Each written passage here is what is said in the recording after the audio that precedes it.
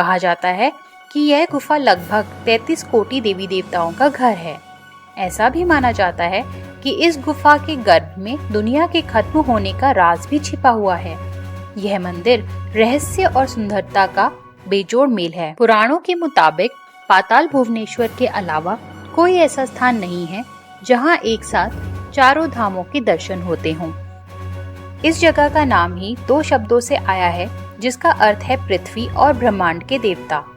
Okay और देवदार के घने वातावरण के बीच स्थित इस खूबसूरत जगह से कई मिथक जुड़े हुए हैं। इस मंदिर में जाने से पहले मेजर समीर कटवाल के मेमोरियल से होकर जाना पड़ता है। कुछ दूरी तक चलने के बाद ग्रिल गेट आपको दिखेगा, जहां से पाताल भुवनेश्वर मंदिर की शुरुआत होती है। यह गुफा प्रवेश द्वार से 160 मीटर लंबी है और समुद्र तल से 90 फीट नीचे है। जब आप थोड़ा आगे चलेंगे तो आपको यहाँ की चट्टानों की कलाकृति हाथी जैसी दिखाई देगी, जो दिखने में राजा इंद्र के हाथी ऐरावत की तरह दिखती है।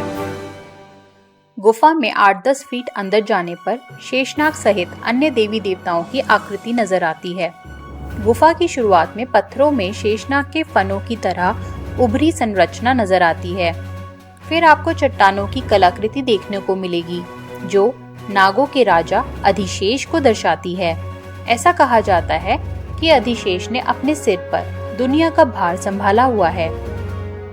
गुफाओं के अंदर बढ़ते हुए गुफा की छत से गाय की एक थन की आकृति नजर आती है। यह आकृति कामधेनु गाय का स्तन है। कहा जाता है कि देवताओं के समय में इस स्तन में से दुग्धधारा बहती थी। कलयुग में अब दूध के बदले इससे पानी टपक रहा है। पौराणिक कथाओं के आधार पर इस मंदिर में 4 द्वार मौजूद हैं, जो रण द्वार, पाप द्वार, धर्म द्वार और मोक्ष द्वार के नाम से जाने जाते हैं। ऐसा कहा जाता है कि जब रावण की मृत्यु हुई थी, तब पाप द्वार बंद हो गया था। इसके बाद कुरुक्षेत्र के युद्ध के बाद रण द्वार को भी बंद कर दिया गया था। मंदिर में क्या है खास? ऐसी मान्यता है कि मंदिर में भगवान गणेश के कटे हुए सिर को स्थापित किया गया है। कहा जाता है कि एक बार भगवान शिव ने क्रोध में गणेश जी का सिर धड़ से अलग कर दिया था। बाद में माता पार्वती जी के कहने पर भगवान गणेश को हाथी का मस्तक लगाया गया था, लेकिन जो मस्तक शरीर से अलग किया गया, माना जाता है कि वह मस्तक भगवान शिव जी ने पाताल भुवनेश्वर गुफा में रखा है। भगवान गणेश के कटे सिर की शिलारूपी मूर्ति के ठीक ऊपर 108 पंखुड़ियों वाला शिवाष्टक दल ब्रह्म कमल के रूप की एक चट्टान है। इस ब्रह्म कमल से पानी भगवान गणेश के शिलारूपी मस्तक पर दिव्य बूंद टपकती है। मुख्य बूंद आदि गणेश के मुख में गिरती हुई दिखाई देती है। यहाँ एक छोटा सा हवन कुंड देखने को मिलता है। कहा जाता है कि राजा परीक्षित को श्राप से मुक्ति दिलाने के लिए उनके पुत्र जन्मेजय ने इसी कुंड में सभी नागों को जला डाला था, परंतु तक्षक नाम का एक नाग बच निकला, जिसने बदला लेते हुए राजा परीक्षित को मार डाला। हवन कुंड के ऊपर इसी तक्षक नाग की आकृति बनी हुई है।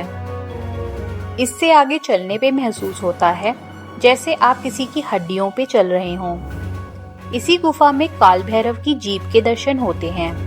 इसके बारे में मान्यता है कि मनुष्य काल भैरव के मुंह से गर्भ में प्रवेश कर पूंछ तक पहुंच जाए तो उसे मोक्ष की प्राप्ति होती है। इस गुफा के अंदर आपको मुड़ी गर्दन वाला हंस एक कुंड के ऊपर बैठा दिखाई देता है। मान्यता है कि ये अमृत कुंड है। यह माना जाता है कि शिव जी ने इस कुंड को अपने नागों के पानी पीने के लिए बनाया था।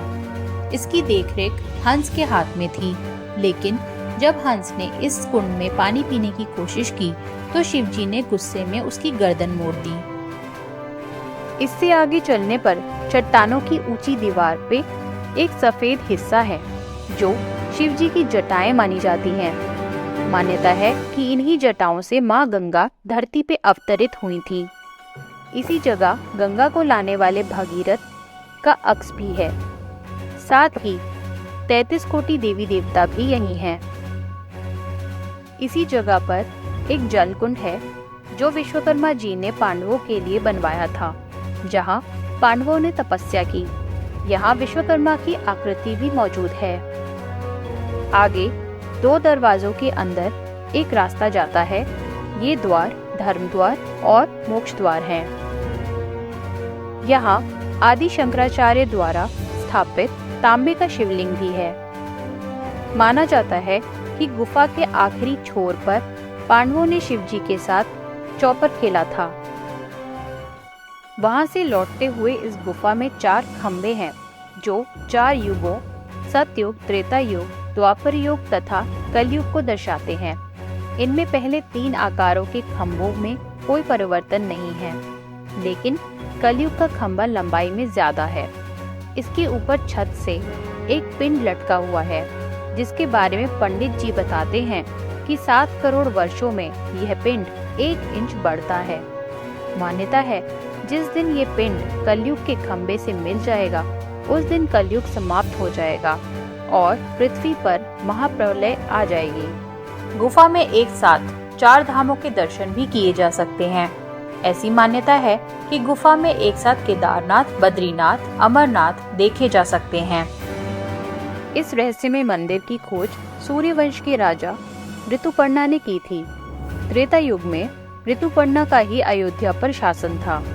एक बार राजा किसी जानवर का पीछा करते वक्त इस गुफा में आ गए थे, जहां उन्हें साक्षात रूप में शेषनाग के दर्शन हुए।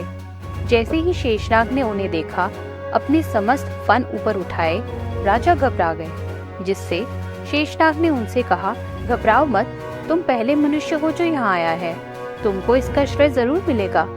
शेषनाग ने उन्हें दिव्य चक्षु दिए और गुफा दिखाई, जिसमें उन्हें भगवान शिव साक्षात रूप में घोर तपस्या में लीन दिखे और गंधर्व अथवा 33 कोटि देवी देवता उस गुफा में विराजमान थे और भगवान शिव की पूजा करते थे।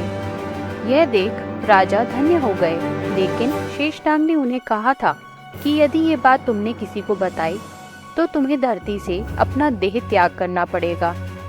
यह सुन राजा ने शेषनाग को वचन दिया कि वह यह बात किसी से नहीं कहेंगे, पर पत्नी के बार बार पूछे जाने पर राजा ने गुफा के बारे में सारी जानकारी अपनी पत्नी को दे दी। जैसे ही राजा ने गुफा का राज खोला, वैसे ही भगवान शिव के गण राजा को शिवलोक ले जाने आ गए और राजा की गुप्त तरीके से मृत्यु हो गई। उसके बाद इस गुफा के बारे में किसी को नहीं पता चला। कलयुग में मंदिर की खोज जगत गुरु आदि शंकराचार्य ने 8वीं शताब्दी में की थी, जहां उन्होंने यहाँ तांबे का शिवलिंग स्थापित किया था। इस सभी का ये निष्कर्ष निकलता है कि हमारे सनातन धर्म में कई ऐसे रहस्य हैं जिनके बारे में कोई भी वैज्ञानिक या विद्वान नहीं जान सका है।